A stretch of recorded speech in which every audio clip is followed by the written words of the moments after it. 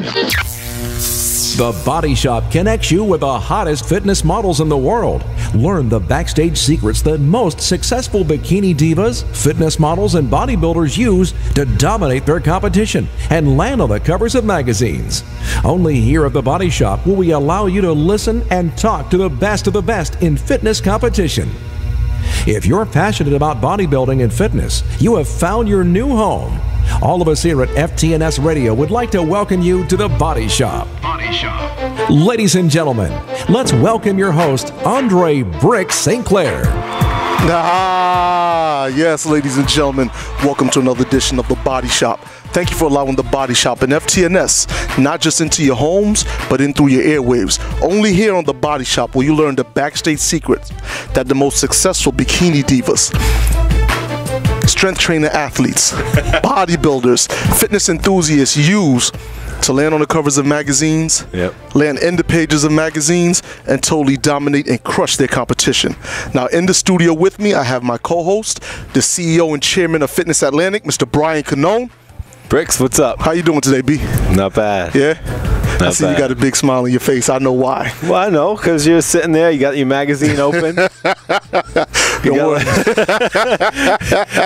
not really looking at a centerfold or anything. No. No centerfold, no centerfold. Matter of fact, let's not even waste time. You know what I mean? Let's not even waste time. Let's not go through the particulars. Let me bring on this gentleman that I have in the studio with me, okay? I want to give you a proper introduction. So, ladies and gentlemen, all the way from Stamford, Connecticut, this man has been featured in the Muscle and Fitness July edition. This man is known as the King of CrossFit. Please welcome to the Body Shop, Mr. Rob Orlando. Thank you, Bricks. What's up, man? Thank you. How you feeling today? Great, man. Just happy to be here. Yeah? All right, now look. I walked into the studio, I see you, you got an incredible build. But for those that are not, tuned in just yet and haven't clicked the listen live button, on ftns.co, I'm going to describe your physique, okay? This man is a cross between Jason Bourne and John Cena. You see what I'm saying? I'm looking at you, man. You got an incredible physique. You got a neck like Chris Benoit. You know what I'm saying? You got a waist like a 14-year-old. You know what I mean? You got arms like Cena. You know what I'm saying? But you definitely got a lot of personality and I just want to thank you for coming down into the FTNS studios. It's really my pleasure. I was just, when Brian reached out to me, I was thrilled, so I'm just happy to be here. Right. Now, let's get right into this, okay? CrossFit. Yeah. For our first-time listeners or people that are new to fitness and what they really know is, bodybuilding and maybe a little bit of strength training. What separates CrossFit from all of the other type of training that's out there? If I had to say in one word, it's just intensity. Okay. And intensity in CrossFit means moving large loads over long distances quickly. And the way that we kind of categorize that is just your ability to constantly varied high-intensity functional movement. And so for me, I look at horsepower. Okay. I want to see how much load can I move, how fast can I move it, and can I replicate that workout at a future date and do it faster. Right. So that's what makes CrossFit so effective. Okay, I like that. Now, when did you first fall in love with fitness? I mean, going back, I got my first pull-up bar when I was in 3rd or 4th grade. Okay. Yeah. So and I remember way back into 2nd grade being better at jumping rope than almost everybody else in my class. Right.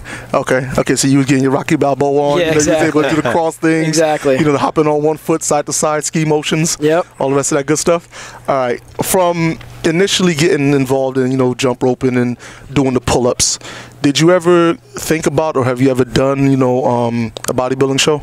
Never done a bodybuilding show, but I've done almost everything else in fitness. So I've done powerlifting, I've done strongman, but I've never gotten on stage in a banana hammock. Okay. See what I'm saying? You see what I'm talking about? Oh man. Okay. What, in your opinion, separates strongman from powerlifting? Just the variety of movements, I think. I mean, you're really splitting hairs there. You're looking for max single rep power in almost both. The time domain in strongman tends to be a little bit longer. I mean, powerlifting is a single rep. It's a true single rep. Strongman, it might be as long as 90 seconds, the event itself. Right. But really, it's the modalities, I think, is what makes it different. Okay. Speaking of strongman, you know, I like to send a very special shout out to Lou Santella, you know, the host of Hardcore. I believe you do know Lou. He actually owns a gym called Hardcore. It's based out of Charlotte, Connecticut, and they focus on a lot of, like, you know, strongman movements and getting guys, you know, involved in the strongman competitions. Now, you're based out of Stamford, Connecticut, and it's very rare that any athlete from Connecticut gets any type of shine, any type of publicity. And here you are in the July edition of Muscle and Fitness. Like, how did that come about? So we opened Hybrid Athletics in 2008, and shortly thereafter, maybe six or 8 months afterwards, we held our first competition. In that competition, there was a guy by the name of Jay Ashman, and he competed in the competition, and he started following me on some of my YouTube videos. And then he pitched it. At that time, he pitched it to one of the editors at Muscle and Fitness. It took the better part of 2.5 years for that editor to finally get around and watch some of the YouTube videos. And once he saw some of those videos, he contacted me and said, "Hey, we'd like to do a feature on you." Right. Now, there's one. Go ahead, bro. Sorry. Go ahead. There was one video where he takes a barbell, the 45-pound barbell with plates on it, and one-handed puts it up over his head. How much weight did you have on that bar? 175. That was a single-arm barbell snatch at 175. That's pretty nasty. Now, what separates that from what's known as the 1-inch lift? So the inch replica. The inch replica is just that fat 2.5-inch thick grip dumbbell, and it's just that cast iron, kind of awkward. I've also pressed that thing, that Thomas inch replica, for multiple reps. Multiple reps. All right. Now, for those of you that is not too familiar with what we're talking about, that is what a lot of, like, Olympic athletes use to try to gauge their strength. And I have personally only seen 2 people ever do it. One of them was Bill Kazmaier. I saw that on film. But I actually saw Mark Henry while he had gotten hurt with the WWE. Everybody knows I'm a huge wrestling fan. And I went to see him at the Marriott, and he actually did the lift, like, impromptu. And it was just an amazing thing, because I was like, yeah, I think I could do it, but you know what? I didn't want to get my suit dirty. All right, now, Rob, now you're known as an internet legend. How exactly did that nickname come around? Oh, geez. I mean, you know, I think it just shows the power of YouTube, you know, and just the web in general. I started posting videos up. Just, you know, clean and jerk axle videos, and you start to get a little bit of recognition for that stuff, and it just kind of fuels the fire.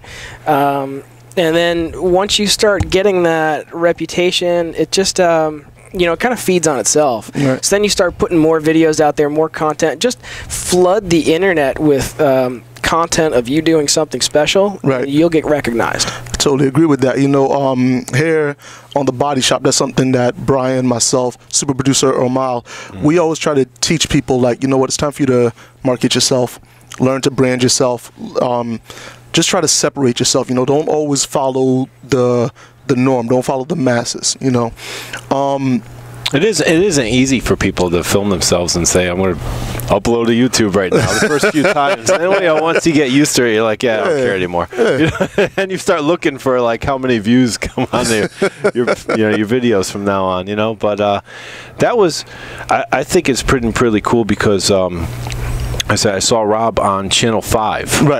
You know, and it was just a fantastic type of newscast about his studio. And then from there, you know, I was at the gym and I asked this guy about him, and he's like, yeah, dude, just go on the internet. He's everywhere, you know. And, you know, from there, just realizing that, hey, I already had this muscle and fitness issue, and there he is. It's pretty cool. And then to be in Stamford, Connecticut, and not really know he's right here. Exactly. You know, it's pretty awesome. Exactly. what made you decide to open up your own gym? Because, you know, you got countless gyms all over the place. You know, New York Sports Club, you got Planet Fitnesses, which they don't let you lift heavy weights no matter what Brian says. You got Fitness Edge, you got all these things where somebody can say, well, you know, if you're strong, why don't you just stick to a gym? What was it about these gyms that made you decide, you know what, I just want to step away and do my own thing? So I was a personal trainer for a long time. Okay. And I worked at a New York Sports Club for 5 years. And, you know, I kind of learned all the different things that I wanted to break away from. Right. And that 5-year period was really important for me because I got to see all the stuff that I didn't want to do. Right. And I left New York Sports Club, and I was training clients, but I was going to people's gyms to do it. So I had a couple different clients in different areas, and I would shack up with a local gym and say I'd pay them a cover charge, and that worked for a little while. But I was out at breakfast, like it says in that article. I was out at breakfast one morning with a client who just didn't feel like working out, and then he said, you know, you complain about, you know, every gym that we've gone to, you complain about this and that, and, you know, what's stopping you from just doing this on your own? Right. And I said $50K, and he wrote out a check. Wow. And you know, sometimes you still got his number because, you know, I'm actually trying to do something over here myself. You know. You know, sometimes that's just the catalyst and the kick in the ass that you need. Right. And for me, it was time to make a decision, like, do I want to be in this industry for a long time, or do I want to get out? You know, I just decided, all right, let me go find some space. I found some space, and I know for myself personally, I don't really work well for people. I've essentially been self-employed for the last 10 years. Right. So for me, it was a no-brainer. I didn't ever worry about the business. Gotcha. I never thought, oh, this could potentially fail. I never had that concern. It was just like, how quickly can we make this thing successful? Right. You know what? I say this a lot, just in various ways, you know, about never giving up, never accepting when people say, oh, you can't do something, never, you know, really stepping outside of the norm and just following your dreams. With that being said, okay, CrossFit is still considered by most people, okay, a lot of fitness enthusiasts consider CrossFit to be like the newest fad, even though it's been around for, I believe, 5 or 6 years now. What do you say to that? If it's a fad, I'm not aware of it. I'll tell you this, that when we affiliated in the tail end of 2008, there were about 2,000 affiliates. Now there are over 3,000, and there are 500 that are in queue waiting to become affiliated. Right. The number is growing exponentially. You know, the cool thing about CrossFit is that it's not a bunk product. Right. It actually works. And if you go into a CrossFit gym, you'll see what I'm talking about. The people in CrossFit gyms, they're getting better, faster, fitter, stronger than any other kind of fitness program that I've ever seen, and I've tried almost everything. Now, with CrossFit, ladies and gentlemen, it's not like a typical, you know, bodybuilder type of workout where you go there and you do a, you know, upper body and a lower body split. You guys actually have something known as WOD, or WOD. WOD, yeah. WOD, you know, and that stands for the workout of the day. Yep. Who determines what the workout of the day is going to be and what it is? Okay, so if you're following CrossFit.com, that workout is programmed by CrossFit headquarters. And there's 2 gentlemen that basically sit in a room and they dictate what people are going to do. And they plan, I think they usually plan 2 to 4 weeks out. If you're going to a CrossFit gym that doesn't follow the main site, that's what it's referred to as the main site. If you're not following the main site and you've got somebody in that gym who's doing their own programming, it's just up to them. CrossFit doesn't mandate that you follow anything. You can do whatever you want. So I was at a CrossFit gym one time, and a guy had a barrel with a handle on it, and inside were tennis balls, and on each tennis ball there was a different exercise, and he would spin it like 3 times, open it up. That's what you do. Once you're done with that, they go back to the barrel again and spin it again and do it again. So no, go right ahead. But you know, to me, that's the truest sense of fitness, right? You spin the hopper. There's 5,000 different things in there. So reach in there, grab one. You tell me, like, who's going to be the best at almost anything in there. That's the guy who I define as the most fit. So that's kind of like the principle of muscle confusion. Yep. Basically. Yep, constant variety, right? And if you know, the guy who deadlifts 800 pounds, if a 5K run comes out of that hopper, he's in trouble. He's in big trouble. It doesn't matter what the weather is, too. Those guys doing right outside. Yep. Yeah, no. There's actually a CrossFit set up in Milford, Connecticut, right next to Greg Geiger's studio across the street. Yeah, and everybody was stopping there when we had his. We were doing like contest prep at his studio, and everybody was stopping at the CrossFit. Like, is this the studio? All right. Which you used to be a personal trainer, and now you are an official gym owner, CrossFit owner. Yeah. You know, are you still taking on clients now? Me personally, I only have 2 or 3 privates that I work with. Right. I've spun most of my other clientele off to my training staff. Okay. I'm not really looking for more private clients. I'm looking for different ways that I can make the gym better. You're looking for different ways to make the gym better. Yeah.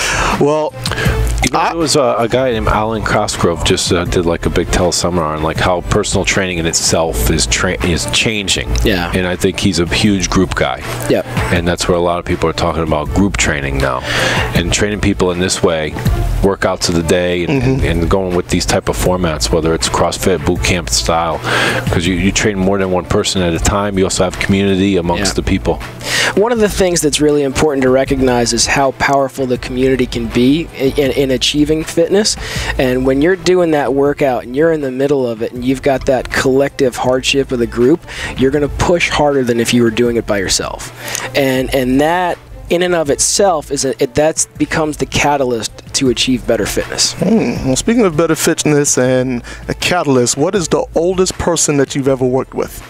I trained a guy who on his 80th birthday, his daughter and son bought him a private training session. Really? And I trained that one guy for 2 years until he passed away at 82. Oh my God. Well, let's rest in peace to him. When we come back from the break, I want to find out some of the achievements that this 80-year-old man made, and we're going to put CrossFit under the gun. All right? So, ladies and gentlemen, you're listening to The Body Shop. We'll be right back. The fitness industry is beginning a transformation unlike ever before. It is more important than ever to be innovative and creative in order to connect with your customers. FTNS, world's first fitness radio, is here to help you do it. FTNS advertising packages are designed for high-impact, high-frequency reinforcement of your message. Over 70 million people in the U.S. listen to internet radio each month. FTNS targets fitness-minded people that you want to reach but have never been able to effectively target before. Radio advertising is like word of mouth because it comes from a friend, the listener station. Internet radio is brand building. Positioning your brand through a concept or an attitude is easy to achieve personally, frequently, and economically on radio.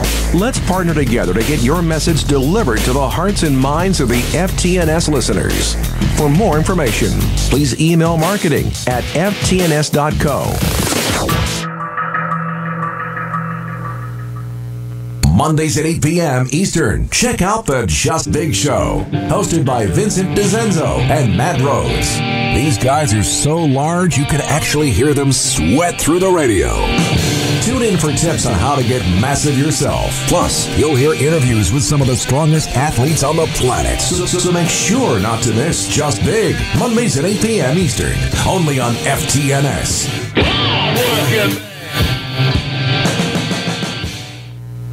Hi there, this is Jerry Zatkoff from the Nutrition Scoop. Where do you get your nutrition information from?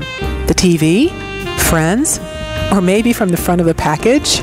I'll dish out the latest news on nutrition, the food industry, and research related to health and wellness. Find out what's real, what's true, and what you need to know to stay healthy in our toxic food environment. I'll tell you what to eat, when to eat it, where to buy it, and how to cook it. Weekdays at 3 p.m. Eastern, only on FTNS. Need FTNS on the go? There's an app for that. Download the FTNS app for your iPhone, iPad, or iPod Touch now.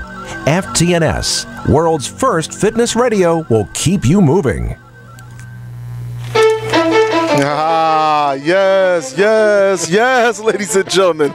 Welcome back to the Body Shop with me, Bricks. In the studio, I have Mr. Brian Canone. Bricks, what's up? You know how we do, man. And we have the king of CrossFit, the internet legend himself, Mr. Rob Orlando. Welcome, thank you. Now, Rob, right before the break, I asked you, what was the oldest person that you've ever trained? You mentioned it was an 80-year-old man that, came in and he trained for 2 years before, his untimely passing. Yep. Let's talk about some of the numbers, and then I want to ask you about a claim that you've made. And I'm not going to tell you the claim yet until we talk about some of these numbers. Okay. So, ladies and gentlemen, I want you to listen closely, okay? Because I know for me personally, I get sick and tired of hearing people tell me, I'm too old, I'm too tired. Oh, there's an article that says you can't build muscle after 80. You lose so much muscle mass after the age of 45, and you do this and you do that. Let's talk about this 80-year-old man. Okay. Yeah. When he came into you, what was he doing?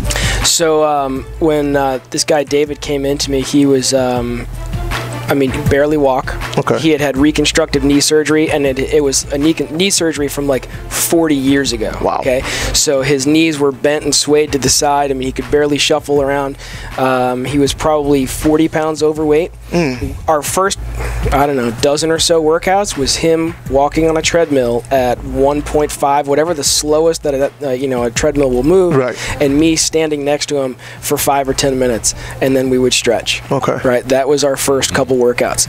On his 81st birthday, he took me and the rest of the staff at New York Sports Club skydiving. Wait a minute. Yeah. Wait a minute. That super producer Amal in the back right there with the woo. Skydiving fan. Yeah, this man loves skydiving. Yep. So, 80 years old. Knee injury from 40 plus years back. Yep. Was only walking at like 1.5 miles per hour on a treadmill. And within 1 year, you got this man jumping out of a perfectly good airplane. Yep. 12,500 feet tandem jump. Oh. I watched him do it. Wow. And he went again on his 82nd birthday. And he went again. See, something was definitely wrong with him. I'm telling you right now, Bricks ain't jumping out of no moving plane, no moving cars. The stuntman thing is not for me. What was it like training somebody when you first initially were like, God, do I gotta really train this guy? Like, were you up for the challenge, or were you kind of like, it's not really my thing? There's definitely trepidation there. You're like, man, am I gonna hurt this guy? And I think that you need to. It's like training a pregnant woman, or it's like training anybody who's got contraindications. You've got to be aware. You need to talk to their healthcare providers, and you need to, everybody, let's get on the same page so that we can do the responsible thing. Right. And for that guy, it was just, hey, let's put one foot in front of the other for a while, and let's see how that looks. Right. Now, this guy lives across the street from me. He's well into his 80s. So I'm going to bring him down to see Rob. Because I do really well. Because this guy's out cutting his grass every week. I think when you stay active like that, there's a huge difference in somebody, that's 85 years old, that goes for walks every day, that keeps up, this guy's like a retired fireman. He's just unbelievable. 85 years old. All right. Well, see, the reason I'm asking that, and I want to get to a claim that you've made, and we have it in print. Okay. And I remember that this claim actually stood out to me. Now, Brian, you know how strong I am, and I'm always looking for new ways to challenge myself. All right. So the claim that we have in print, and I'm not even going to quote it, I'm actually going to read it so I don't mess it up, okay? I'm intrigued. The claim was, Mr. Orlando claims he can have any healthy client shouldering Atlas stones in 5 minutes flat. Absolutely. Absolutely. I stand by that. You stand by that? Yep. Okay. For the listeners that are not sure what an Atlas stone is, explain it to them. Okay, so an Atlas stone, if you've ever seen World's Strongest Man, you know that the guys load the perfectly round cement stones up onto platforms. Correct. That's an Atlas stone. Okay. There was only, up until about a year and a half ago, there was only one company that was making the molds that are required to pour Atlas stones. Okay. I used those molds for the better part of 5 years to make stones for myself. myself. Okay. I poured thousands of stones. Okay? In that process, again, you know, I kind of learned by doing. In that process, I said, there's a better way to do this. Okay. So I sunk some money into it with the help of my brother. We re-engineered this thing. We went to a bunch of different plastics companies, and we started making the molds ourselves. One of the things that we needed to do, and the reason why I can get somebody to do it in 5 minutes or less, is we created a point of entry that anybody can do it. Okay. We made a 35-pound stone. 35-pound stone. Anybody can walk into the gym and lift an Atlas stone, and they can have success with it from day one right there. I like that. Okay, so then we have stones that go up to 255 pounds for the stronger guys, but what we did was create a nice graduation from point A to point B. Okay. And we filled the gap with everything in the middle. What does a typical Atlas stone, not the lighter ones that you've made, but when you're getting into strongman or into CrossFit, into powerlifting, strongman, don't they have like 5 stones in a row? You're exactly right. Right. So in the World's Strongest Man that you'll see on TV, those stones will start at 225 and go to 365. So that, and it's always the same series. It's very rarely that they go heavier than that. In a professional strongman competition, not World's Strongest Man, but if you stop at the Arnold, you'll see some guys that are doing 400, 500. Derek Poundstone does a 555 stone. Yeah. So you can have stones that go up into the stratosphere, but the percentage of people who can move a stone over 300 and change pounds is pretty small. Yeah, I would definitely have to say so. My original question was, what does a typical Atlas stone weigh? Yeah. You know, like if somebody wanted to go out and buy one and they wanted, you know, the traditional, like shipping cost? No. Shipping cost. You wanted the shipping cost? $29.95 if you were in the U.S. Great.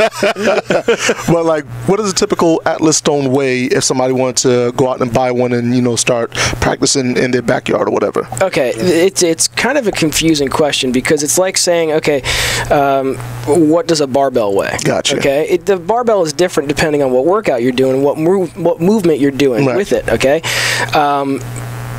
With that being said, we have stones that are 35, 65, 95, 115, 145, 175, 215, and 255. Most men use the 115 to 145 in our gym. Right. Okay. The stronger guys use the 175 and 215. The strongest guys use the heaviest one. Right.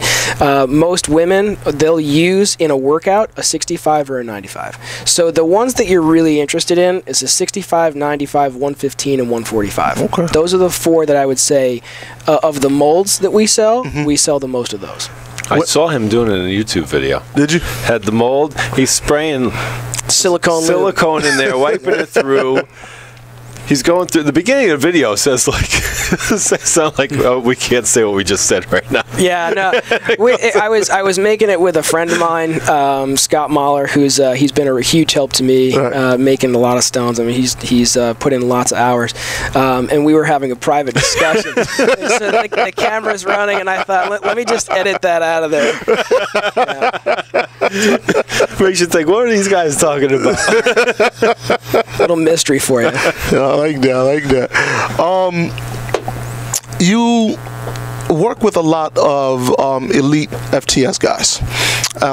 You know, a couple of them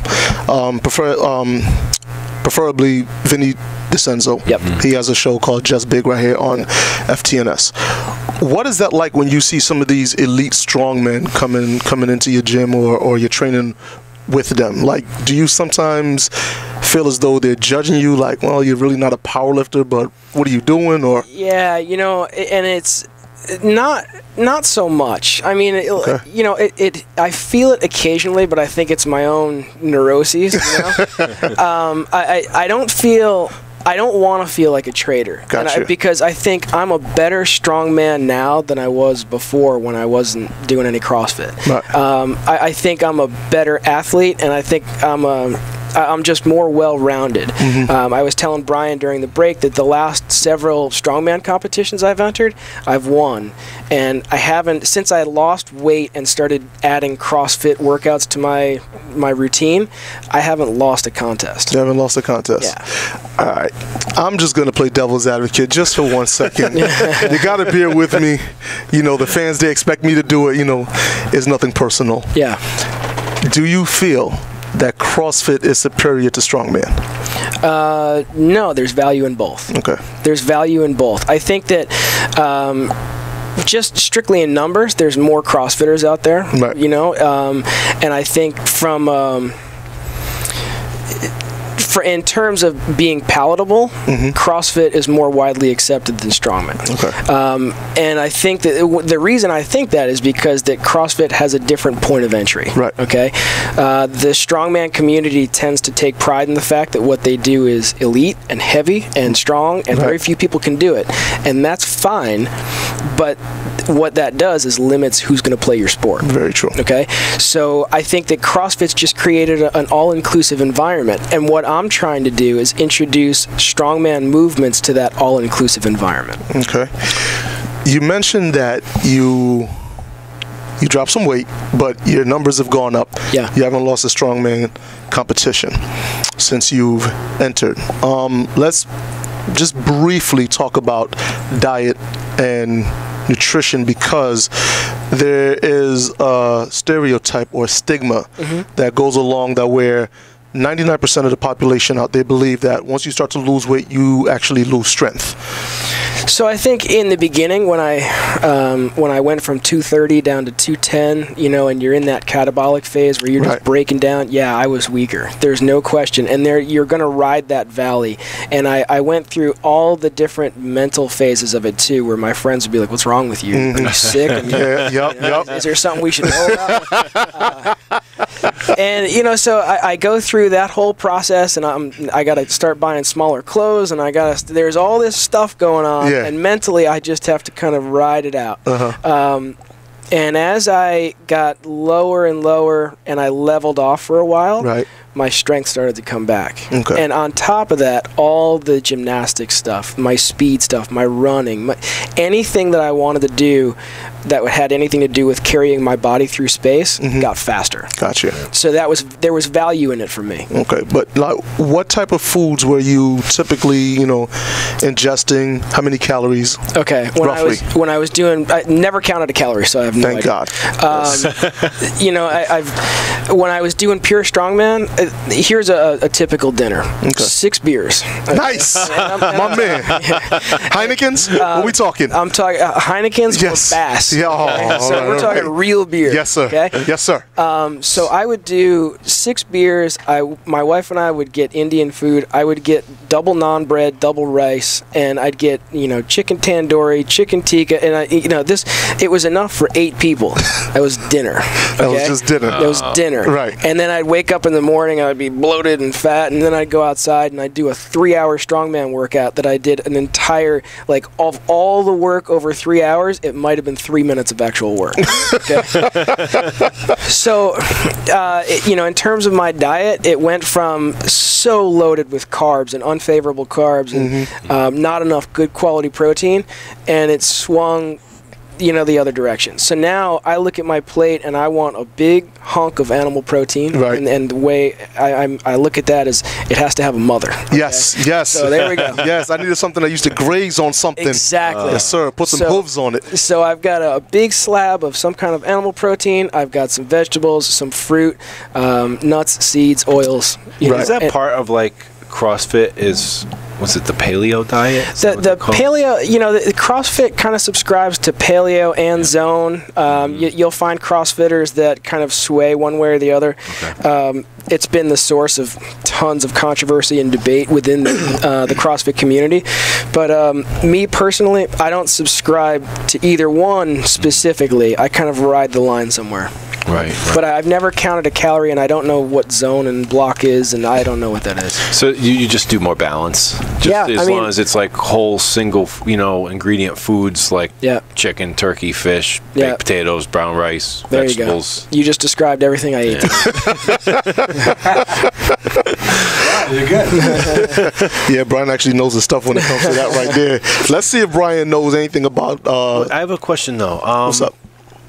When it comes to these competitions now, if you're going to train for strongman or train for the CrossFit Games, do you actually go to the games? And I heard rumors about the games that, like, you don't know where they're going to be held, or if you go, you don't know what the challenge is. Okay. And there's thousands and thousands of people that show up. Huge difference between strongman and CrossFit. Strongman community, you know what the events are. You train for them specifically for 3, 6, 9 months, however long it is that you're going to train for it, and then you try to peak on that specific day. CrossFit, at the CrossFit Games, at that level, you have no idea how many events there are going to be. You don't know what you're training for. So if you show up and one of the events is walking on your hands and you've never walked on your hands, you're screwed, right? So, and that actually happened to me this year at the Games. I'm a decent swimmer, but I've never done an ocean swim in my life. The first event at the CrossFit Games this year was an ocean swim, and I took the help of a lifeguard, and I actually got disqualified from the contest. Oh, really? Man. Yeah, so I trained essentially for a year, and my competition was over in about 2 minutes.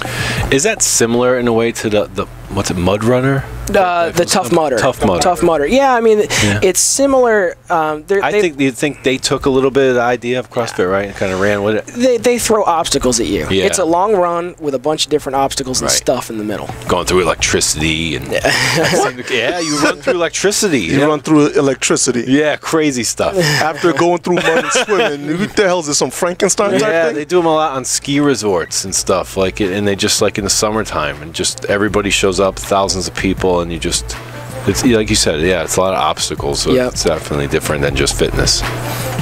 See, I was going to do it until Brian told me about running through electricity. African Americans are afraid of being shocked. I'm just kidding. Listen, ladies and gentlemen, unfortunately, we do got to cut to commercial. We got Rob Orlando in the studio. When we come back, I want to talk more about CrossFit, more about your lifts. I want to talk about your gym, where it's located. I'm going to give you a chance to plug all that stuff, all right? That sounds great. You stay tuned. Ladies and gentlemen, y'all stay tight. Y'all listen to The Body Shop. We'll be right back. FTNS, where fitness comes to life. Boomers Rock, weekdays at 6 p.m. Eastern. Join your host, baby boomer Tom Matt, as he shares with you his inspirational recent personal transformation from couch potato to getting his master's degree to bodybuilder to personal trainer. You don't have to be a boomer to get inspired. Tune in weekdays at 6 p.m. Eastern on FTNS.co. Get up.